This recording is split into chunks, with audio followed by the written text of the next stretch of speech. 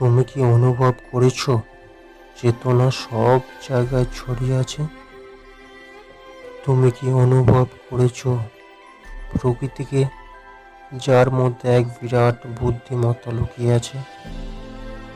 তুমি কি কখনো অনুভব করেছো এই কম্পিউটার স্মার্টফোন থেকে বেরিয়ে খোলা চিত্তে খোলা আকাশকে? হয়তো করেছো মাঝে মাঝে। এবার থেকে করতে থাকো, যখনই সুযোগ পাবে। সময় বয়ে চললো, পাবে না দুবার সুযোগ এই কনসাসনেসকে ফিল করতে। হয়তো এটাই দেবে তোমাকে আলটিমেট ফ্রি হতে।